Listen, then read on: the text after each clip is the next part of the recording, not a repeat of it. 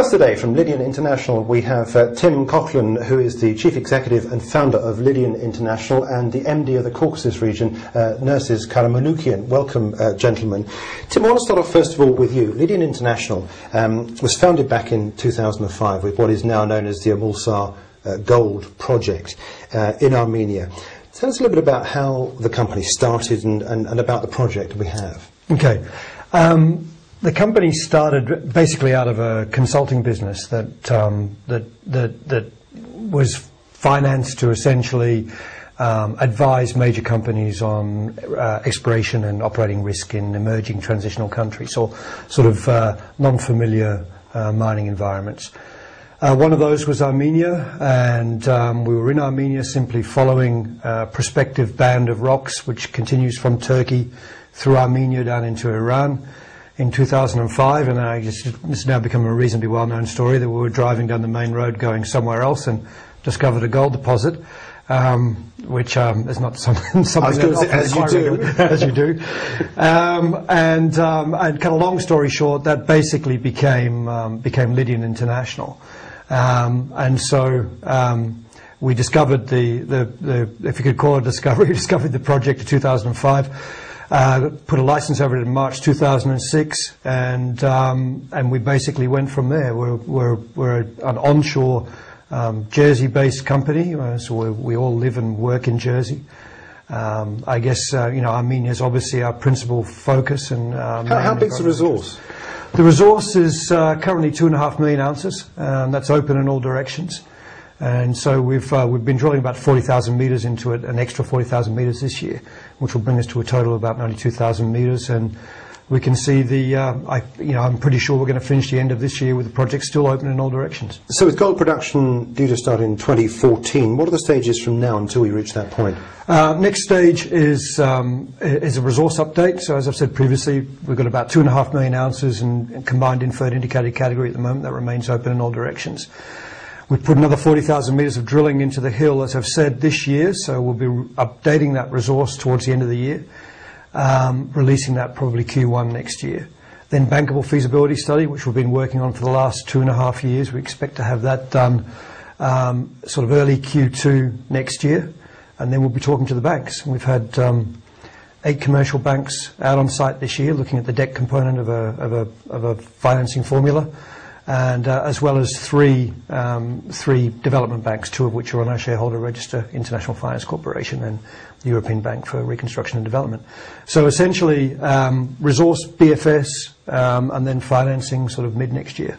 Well, you've released a lot of quite positive drill results recently, haven't you? Tell us more about what you're finding and how this is helping you and shareholders understand the deposit that's there. Right. So, I mean, the drilling, 40,000 metres that we've done this year has been a combination of 3 things. It's sort of infill drilling to increase the resource categories from inferred to indicated for the bankable feasibility study. Resource extension drilling, which is simply stepping out from the current resource shell at sort of close centres, and trying to close it off. So far, the good news is it's still open in all directions. And then exploratory drilling, which is along the ridgetop. There's about 3.5 to 4 kilometres strike length, and so that's length and about the same in width that we've got to drill out yet, and still at a sort of fairly rudimentary understanding of what's controlling the gold on the hilltop. And so in terms of what it's shown us, the exploratory drilling has defined a couple of new areas, both a kilometre away from the resource shell towards the northeast, and also to the southwest at what's known as the Orontes project. And then in terms of the more sort of detailed drilling and step-out drilling, we've defined a lot more higher grade. So we're beginning to understand now the corridors of higher grade and the controls on the higher grade in the deposit. And of course, that's going to bring up the total contained ounces and obviously the grade of the resource, which is currently about 1 gram. Now, Nerses, Armenia is a country that not many people are overly familiar with. Tell us about the country, its approach to mining, and more importantly, the permitting process.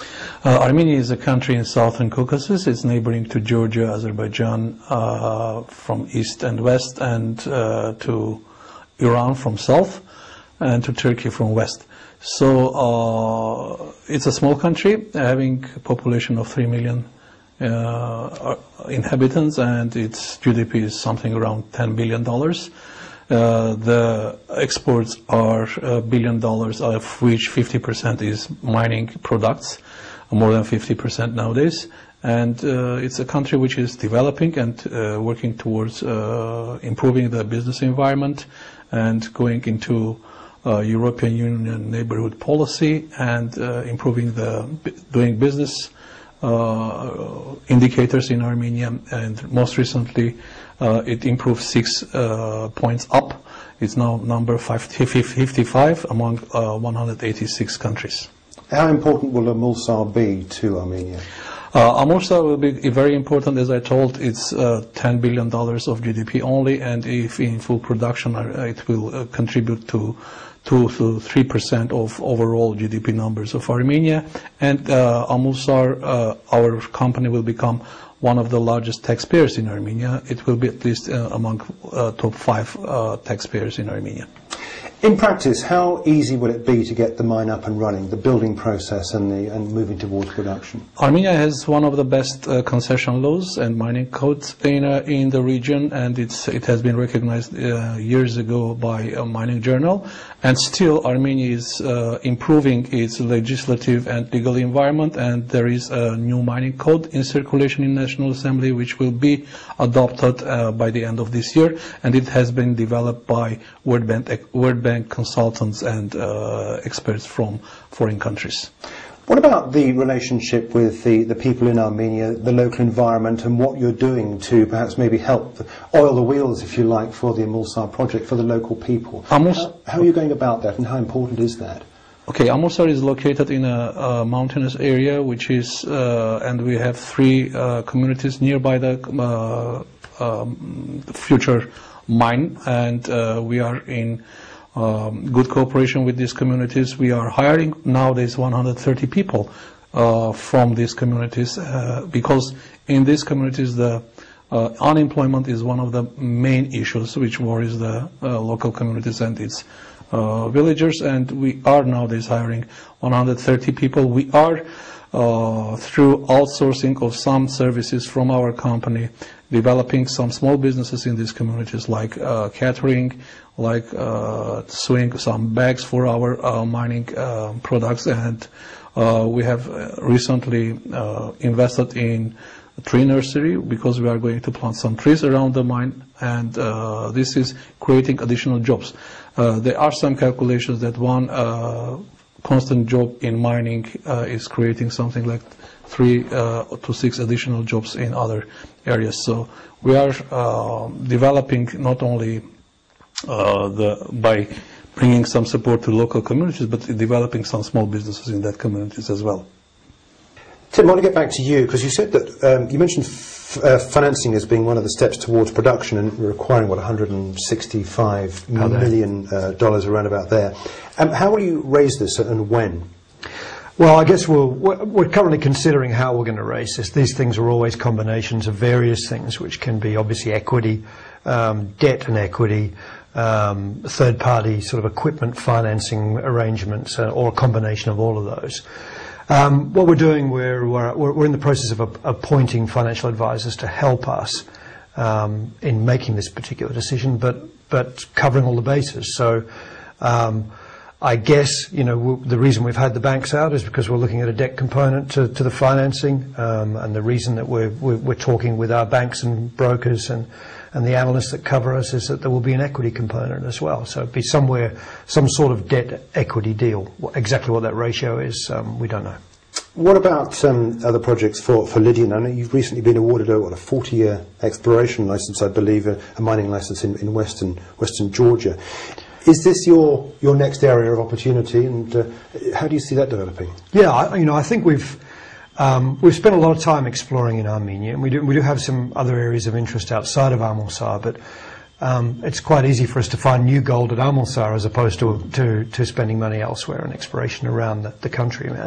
We have been there since 2006, conducting regional exploration. We have some areas of interest and license applications that are in place, but it's fair to say that the exploration focus now has moved to Georgia. And as you say, we've just got a combined 40-year exploration and mining license over a gold deposit there.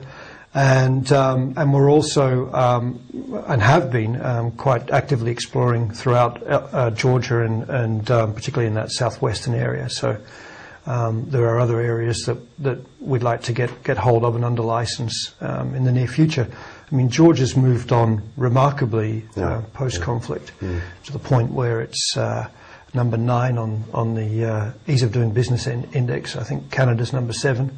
Right. It's got, I think, probably it's in the top 3 in terms of literacy rates around the world, and a very fast and growing economy, and obviously democratically leaning.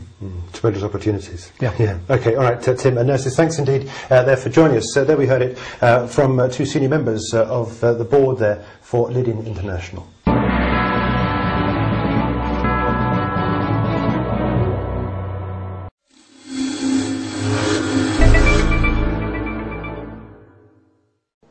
This film is for educational and leisure purposes only. Proactive Investors does not provide investment advice.